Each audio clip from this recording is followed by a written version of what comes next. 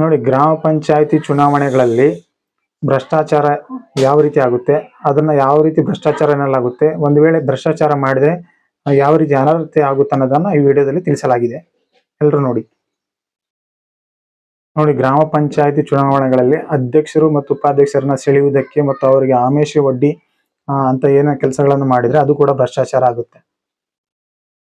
ಮತ್ತೆ ಕುದುರೆ ವ್ಯಾಪಾರ ಮಾಡುವುದು ಮತ್ತು ಸದಸ್ಯರನ್ನ ಸೆಳೆಯುವುದು ಮತ್ತು ದಬ್ಬಾಳಿಕೆ ಮತ್ತು ದೌರ್ಜನ್ಯ ಮಾಡಿದ್ರೆ ಕೂಡ ಅಂತ ಸದಸ್ಯತ್ವದಿಂದ ಕೂಡ ಅನರ್ಹ ಮಾಡಬಹುದು ಮತ್ತು ಅದನ್ನ ಭ್ರಷ್ಟಾಚಾರ ಕೂಡ ಅಂತ ಹೇಳ್ಬೋದಾಗಿದೆ. ನೋಡಿ, ಅಭ್ಯರ್ಥಿ ಜಯಗಳಿಸಲು ಧರ್ಮ, ಜಾತಿ, ಜನಾಂಗ ಮತ್ತು ಧಾರ್ಮಿಕ ಸಂಕೇತಗಳನ್ನ ಬಳಸಿ ಓಟನ್ನು ಕೇಳೋದು ಕೂಡ ಭ್ರಷ್ಟಾಚಾರ ಆಗುತ್ತೆ. ರಾಷ್ಟ್ರದ ಚಿಹ್ನೆಗಳನ್ನು ಬಳಸೋದು ಕೂಡ ಭ್ರಷ್ಟಾಚಾರವಾಗುತ್ತೆ. ನೋಡಿ, ಚುನಾವಣೆ ಸಂದರ್ಭದಲ್ಲಿ ಜಾತಿ ಧರ್ಮದ ಮೇಲೆ ಮತ ಕೇಳುವುದು ಮತ್ತು ಕೊಡದಂತೆ ಮನವಿ ಮಾಡಿಕೊಳ್ಳೋದು ಕೂಡ ಭ್ರಷ್ಟಾಚಾರವಾಗುತ್ತೆ. ಜಾತಿ, ಧರ್ಮ, ಜನಾಂಗಗಳ ನಡುವೆ ದ್ವೇಷ ಭಾವನೆ ಮೂಡಿಸಿ ಗಲಭೆ ಮಾಡಿದ್ರು ಕೂಡ ಅಂತವರನ್ನು ಕೂಡ ಭ್ರಷ್ಟಾಚಾರ ಕಾಯ್ದೆ ಅಡಿಯಲ್ಲಿ ಅನರ್ಹ ಮಾಡಬಹುದಾಗಿದೆ.